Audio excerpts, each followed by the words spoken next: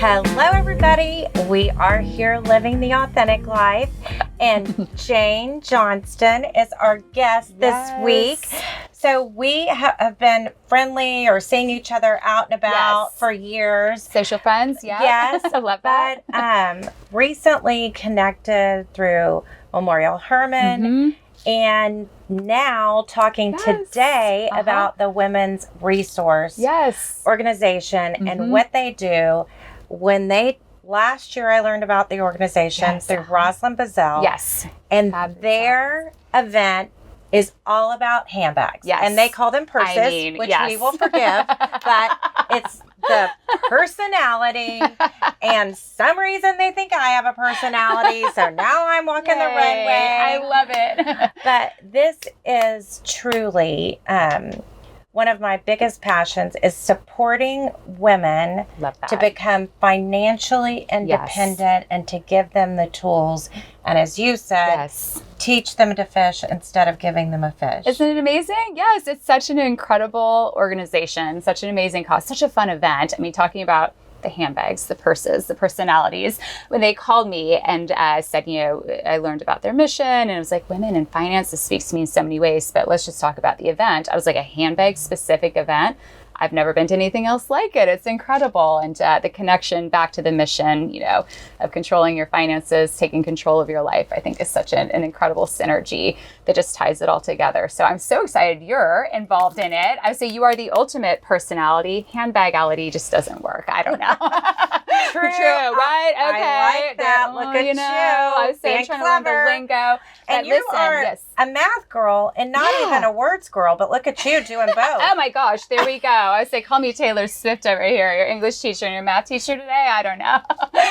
Okay, so you start, I was sharing with you earlier, our daughter is a math girl, I love finance. That. Yep. But you went to UC Davis? UC Davis, yes. I was joking. I was like, I'm also an Aggie, but not the same one. I'm at, the UC Davis, and their mascot is also the Aggie. So I like to say that here in Texas. It's like, I too am an Aggie, but University of California, total math nerd. I'm an econ major, and just always loved it. So say I work in finance myself. I say a kind of a finance dork, and I love that your daughter is also a math girl.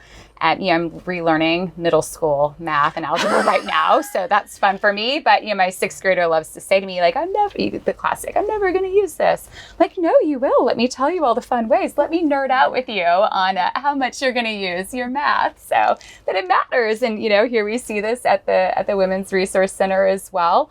Teaching those life skills throughout. Some of these skills that women maybe need to learn or be refreshed on, and it's incredible the work that they do there. These coaches that come in and give women career counseling and financial training, all aimed at the goal of becoming financially independent. So your daughter's well on her way, starting out with a strong math background. It's going to be great. Well, and I think that it's interesting because we were joking about your friends not even knowing that you were kind of back to work, quietly going back to work. Yes, here it is. Now everyone will know. Yes, I do work full time. Yeah, exactly. Yes. And financials.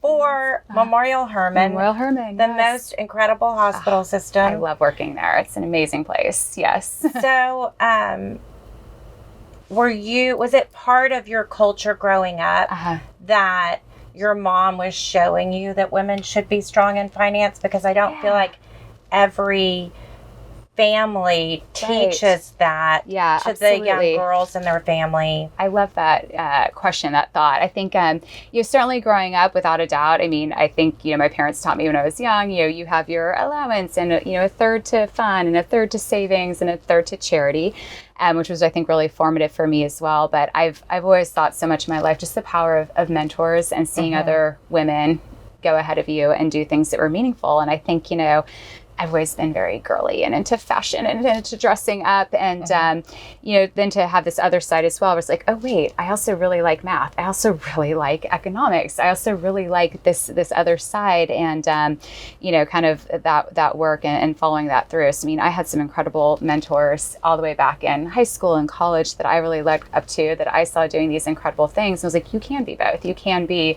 this fun, girly, person who loves to shop and wear pretty clothes and do all these things and still have this other side as well. So I do think that was really formative growing up. And it's funny, I was like, I loved, being that way as a child, and it's carried me all the way through adulthood really as well. So, yeah. Well, I was sharing yesterday, getting my nails done. I've gone to the same place for like 10 years and the sisters were there and we were talking about if one of the sisters should buy a house or should travel and see the world before she gets married and have a family. Yep. And I said, when I graduated from high school, I got a little help from my grandparents, but I sacrificed and I bought a house and I didn't travel. I didn't shop a lot. And I think people look at my life now and just presume this was it. Like, Colorado is my happy place. I didn't go there for 5 years because we didn't have a house anymore. And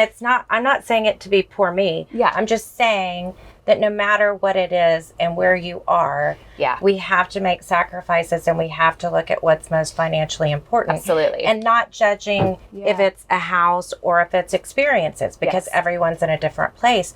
But not everyone is even having these conversations. For sure. Absolutely. Like, about thinking about what should I save for, or even having enough money to take a trip. Because they don't know how to manage it. Yeah, I mean, I always say that too. I mean, even to my own children, it's all about choices. There's an infinite number of anything, whether it's time or money or anything. You have to choose, what's important to you, what will make you happiest in the long run. It's that concept of, instant gratification versus delayed gratification and saving and making hard choices that sometimes aren't always fun in the moment. And that can be financial, that can be time, how you spend your time as well. But I think that's so true. That's so important is, it's all about, it's the balance, but, to have one thing means that you probably won't have the other. So you have to, decide what you have to be willing to look past it. And the other thing, the other really compelling moment for me with finances was my daughter was part of the Houston Community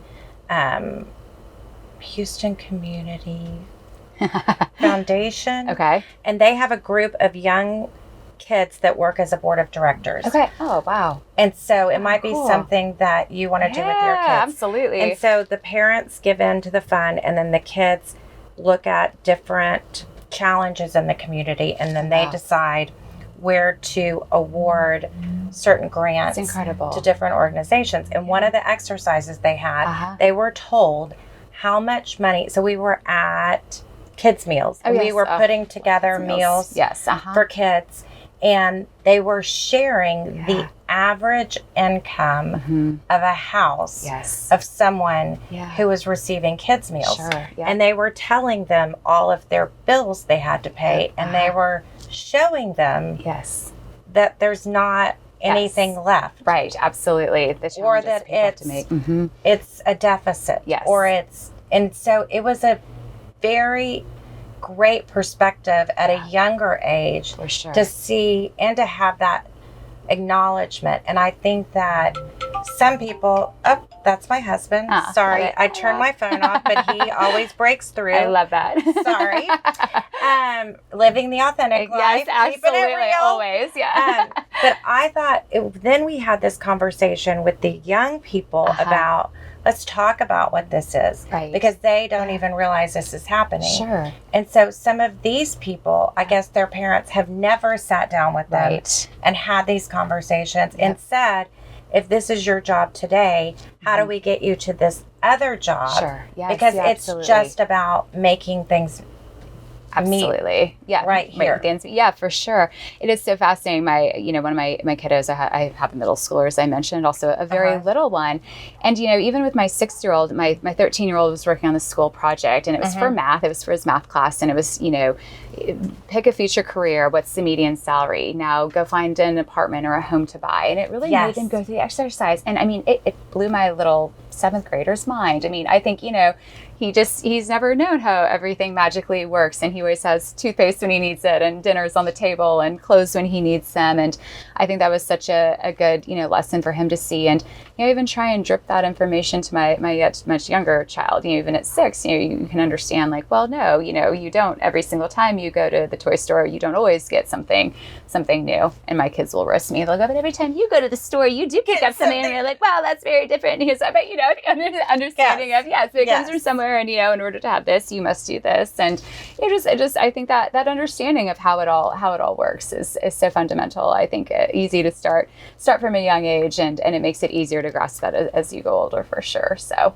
yep. And you've done so many things with so many different groups. Yes, yeah. So tell us a little bit about the other organizations that you're involved with. Yeah, absolutely. So I've always said I've kind of got a soft spot for anything that supports the well-being of women or children, and so this one's certainly, the Women's Resource really hits both of those. And, it is, again, career coaching, financial coaching for women. But I always think so much of how that really does, not just change that woman's life, but her children's lives. Absolutely. And so this one for me was so exciting to get involved in. And I want to come back to that. I say some of my other organizations that I've been in, I say the Junior League of Houston was really fundamentally, formed me, I think, in learning so much about nonprofits around Houston and the needs in our community, just because they serve so many. Because people don't know how far-reaching. Yeah, absolutely. So Junior League is. It's incredible. I actually joined originally in Boston. It's one of the oldest volunteer organizations, in the country, and it formed in Boston. And I transferred my membership to New York. And so I always joke that the Junior League's been a part of my life longer than like my husband even has. And so, but certainly transferred. And my membership here, it's such a great way to get to know the community. So, when I was living in Boston, I had just landed there from California. I didn't know much about the community, and the Junior League serves community agencies, so their volunteers are fundraising. But in addition to donating money and supporting these nonprofits in the cities where they serve, they're pairing it with trained volunteers. And so it's teaching these women, these young ladies who join as a women's organization, of course, leadership skills, and getting your hands dirty, getting in and actually doing the volunteer work. So here in Houston, the Junior League serves, and it changes every year, but between 30 and 40 agencies, and so you can go out and really volunteer with what's meaningful to you. And so the Junior League provides financial support, but also that volunteer effort. And so they say they triple the value of the dollars they give by providing volunteers with it.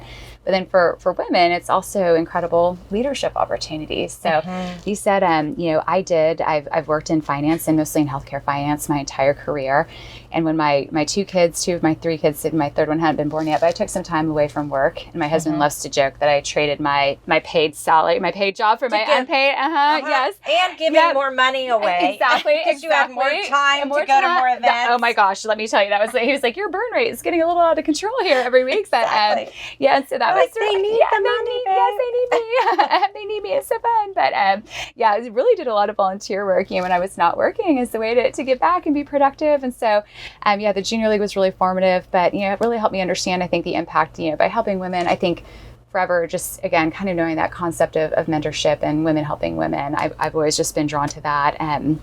And then children as well. I sit and the chairman of the board of the Nature Discovery Center, Prelude Music Foundation, all around giving children experiences and music education, nature education as well. So those are fundamentally important to me, without a doubt. And is that with Anna? What's that? Prelude? Yes. Oh my gosh, isn't she the most amazing human? I love her. So we went to see her. Bella's 18 when she was newborn. Oh my gosh, I mean, yes, yeah.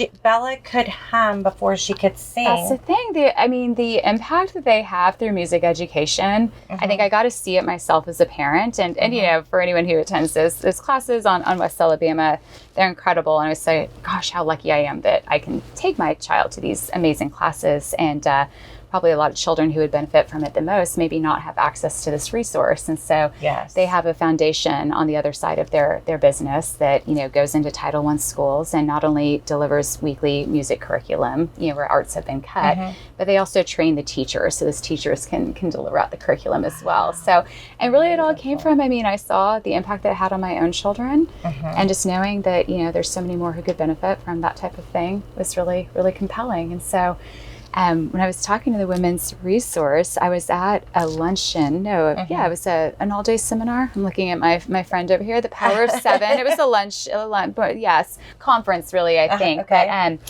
some of the clients who had been served at the Women's Resource came in, and they were just talking about the impact that it had. And I was sitting there, and I, in the audience, and listening to these women tell their stories. And nearly all of them, maybe not every single one, but nearly all of them talked about how they were doing it for their children.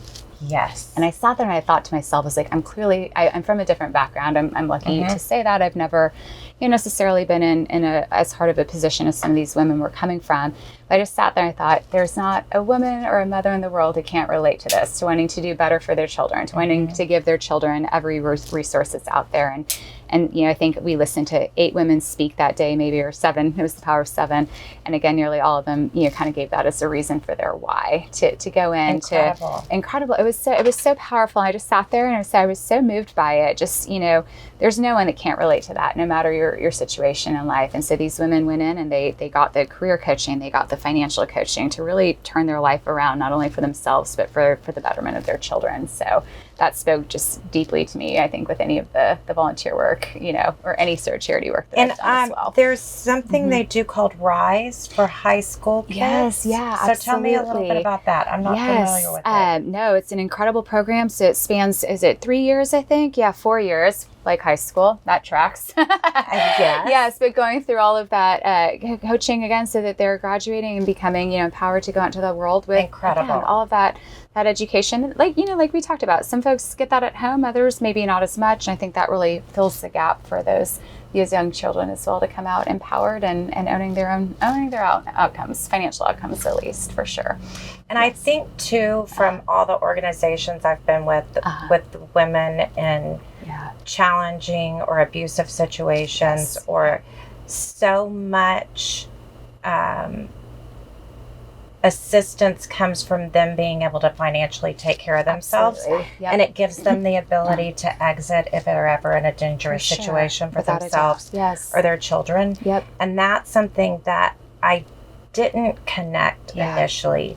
And I didn't understand why women stayed in abusive situations. Absolutely. And I feel like that's the number one reason is they don't have a way out. They don't have a person they could trust to help them to get out. Absolutely. And then they don't have a way to take care of themselves once they exit. Yes, absolutely. And to empower these young girls to find their voice. And then to be able to have the ability to choose a career that will give them stability. Yes, absolutely. That's the systemic change that really makes our community stronger. You're exactly right. Yes, that power of choice, without a doubt. I say, financial freedom leads to all, again, freedom in so many areas of your life to be able to make better choices and empower yourself to go out there and do incredible things. So it's an amazing organization. I'm really excited to be a part of it. And then going back to Memorial Hermann, I love this incredible school. I keep forgetting the name. The Heal High School. Heal.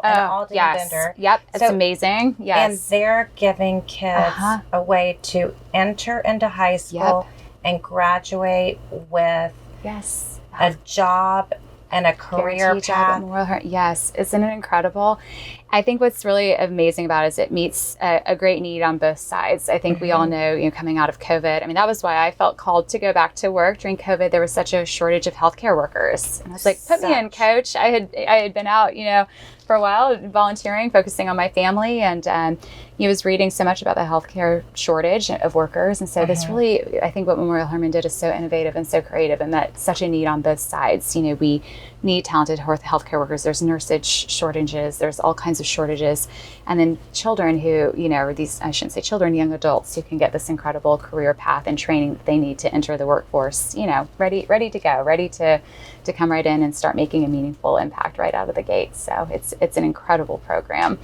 Amazing. Mm-hmm. And then you're also involved with Casa de Esperanza. Yes, so that's also, is that interim housing? Yes, housing. So really, I think I would call it supplemental to the foster system. So they actually have a housing community and children who are brought into, foster care that have no place else to go. They have house parents, incredible young adults who come volunteer and actually care for these children that have been taken away from their families for their own safety or for their own good. But again, always with the goal of reunification, but taking care of those children while their parents, get the help that they need, get the treatment they need, get back on their feet, and it's a safe place for them to be.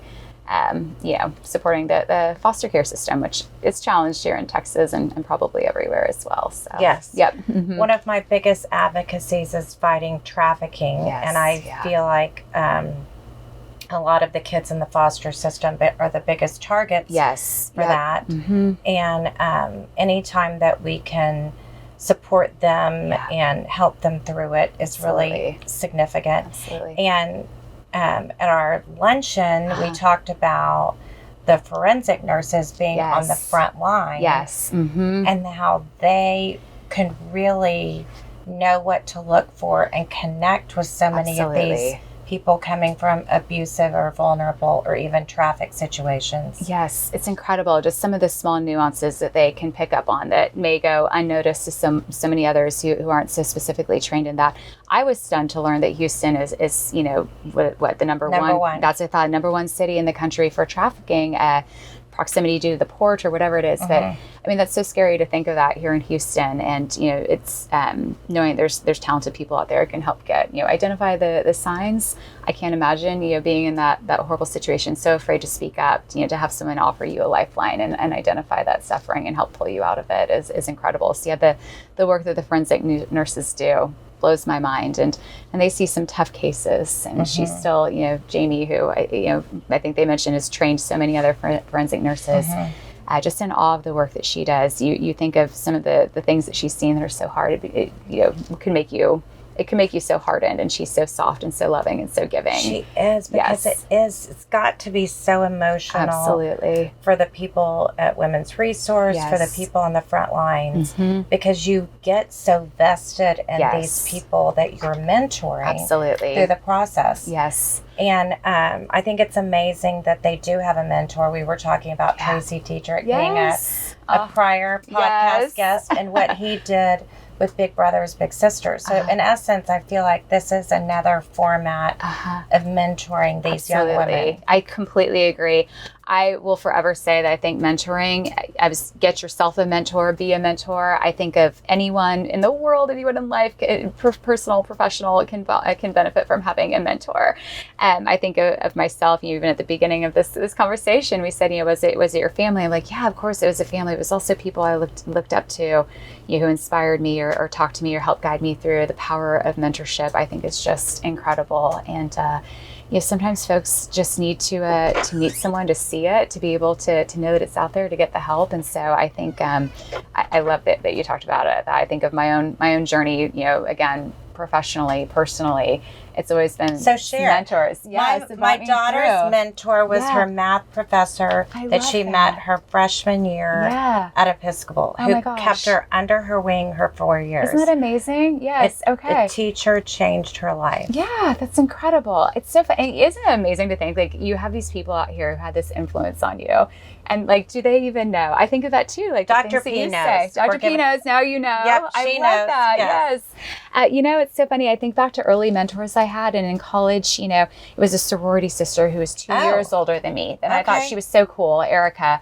And I remember, she was like, "Oh, you're an econ major. I'm an econ major," and we just kind of clicked. And I remember her talking to me when I was, senior year, junior, whatever, getting ready to graduate. She's like, "You should do these on-campus interviews. You should look at this company." And I think back just those little conversations and how much it completely gives me chills. Right, it changed your whole life. It changed my course, all of it. And you just, it could be that simple. Someone just saying, you can do this. Absolutely. Why haven't you ever thought of this? And it's like, oh wow. And it's so much easier, I think, someone else can see something in you that you maybe never saw in yourself. And so I try to be so mindful of that, right? To tell people too, because I think of how much it's meant to me when someone is like, hey, I see something in you. Like, you may not see that in yourself. Yes, just that little thing could change so much. Everything. It's incredible. To keep going. Yes, it's without a doubt. Yes. And I love that the Women's Resource is part of the United Way. Yes. And I feel like that those wraparound services and everyone communicating and talking. My first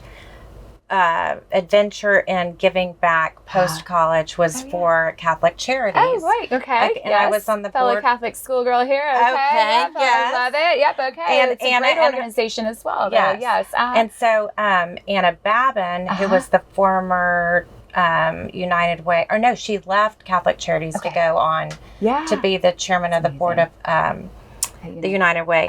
But it helped to know that it isn't, because as we're talking about, all these groups can't work completely independently. Right. Like these women need the clothes to wear to their interview. Absolutely. They need the help with a babysitter they can trust. Yes. So they're not leaving their kids with someone to go even to get the job. Yes. And those aren't things that work, because if we have family nearby or we have friends that are our neighbors, maybe if they're displaced, they don't know their neighbors. Without a doubt. I think that's what's so incredible about Houston. I've lived here now I always say I just moved here. And my husband goes, it's been like 14 years. Like, that you've been here a long time now. But I mean, just, the incredible generosity and all the amazing nonprofits that are out here doing things that, like, I was like, wow, I would have never even known that was a need. That wouldn't have dawned on me. And then you think about it, and the way that they partner and work together and, bring all those wraparound services and the support service together. It's incredible. So it is. Yeah. So I think you're right. Sometimes you even realize, oh yes, it's not so simple. It's not just getting a job. Yes, the close the interview and needing,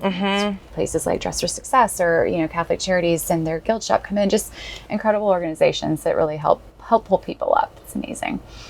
And then also, I think I supported your event for Beau's Place. Yes. Oh, that was another incredible organization. Yes, their Derby event, which is so fun. I know, moved inside. Well, man, I tell you, between the rain and the humidity, I was like... It was pretty stressful doing it at the polo field. Oh, yes, exactly. I was saying, when they said, we're thinking about moving inside, I was like, yes. I was like... As a chair, let's take that stress off the table. Yes, I was like, I think everyone's sweating through their suit. It's such a fashion thing, too. I was like, but no one wants to sweat through their designer clothes. So, yes. No. But it was risky moving inside. We were all nervous about that. But it's still gone on to be tremendously successful. And tell people what Beau's Place does. So Beau's Place provides grief counseling free of charge to families who need support after the death or loss of a loved one. And I think that's another one too. I first attended actually their Derby events, like, ooh, Derby fun. And I remember listening to their chair speak that year. And she just spoke about a tremendous loss that she faced. And, it was someone who's all around town. And I said, I don't know if you remember, it was Hannah McNair, and she talked about an incredible loss that she had. I remember standing there just sobbing, listening to her. And it was a fun event and a happy event, and I didn't used to see that, but just, again, how grief can be such a unifying thing. And she was like, I was next to other mothers, from very different walks of life from my own, but we all have this commonality. And so the support I think that Beau's Place brings is incredible, bringing these people together and their shared circumstance and providing that counseling, because you never know when you're going to need it until you do. And so they did a lot of incredible things this summer. Obviously, it was a summer of tremendous loss in Houston. They provided a lot of support with Kearns County and everything that happened County and the Mystic and all those girls, and providing those types of support. And I feel how lucky we are to have a resource like that in our community. And are your kids in the age group that they had friends at camp there? They did, yes. My sweet daughter, she's 10. She's in 5th grade, and she's not a Mystic camper, but we are big summer campers. So my kids both go to summer camp on the East Coast, and they were gone for 7 weeks, and they had only been, I know, they love it. It's hard for me, but they love it. And incredible, yes. And so that, of course, happened about a week after she left. And so July 4th, what a day to go down. I know, it was awful. And so, it was a hard decision as a parent to think about, do we do we tell her? Do we leave them? And, we of course called the camp. And, at first in the hours after it was happening, we were they're on the East Coast. It's kind of removed. They may not even know what's happening in Texas. We should probably call the camp and just, we don't want them to find out.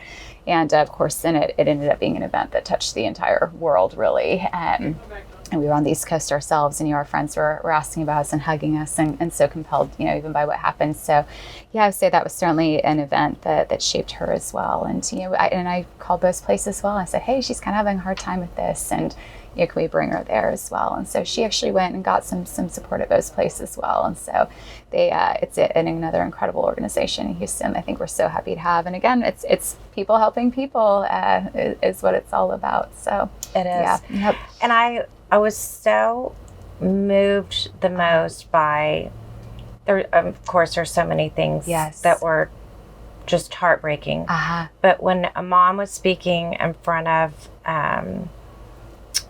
the legislature, she said, I left her there and thought she was safe. Yep.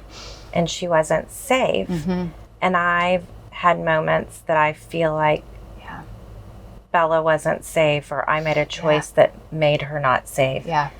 And I think that's another huge compelling factor for the women's resource is that by giving them a financial opportunity, that they have more of an opportunity to give their kids safety. Yes, absolutely. And themselves. Yeah. Absolutely. And I know that's a stretch, but to me, when everything else is taken away, it's health and safety. Absolutely. Yes. We learned that now more than ever.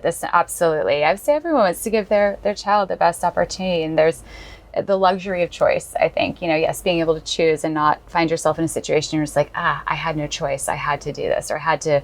Yeah, I know what you mean. When you look back and you're like, oh my gosh, why did I make that choice that I did? And you do the best you can until you know better and you do better. And so I think that's some of the women's resource as well, is just helping women. Gosh, I didn't know, and well, now we're giving you the tools to help you. So now to forgive yourself. Yes, yeah. To find a way through it. Yep. And to share your vulnerability with your child, because they watch how you treat yourself as much as they watch how you treat others. I love that. So true. Without a doubt. I try to be so conscious of that. Yes, you're absolutely right. Their little ears and eyes are always watching. Yep. And now that our daughter is away at school and has been going through some things, to watch what she does when she's falling apart. Because we all fall apart. Yes. And we taught her to turn to God. We taught her to turn to work out. We taught her to read positive support. And not everyone has tools that they need. The tools. It's all about the tools, right? Yes. I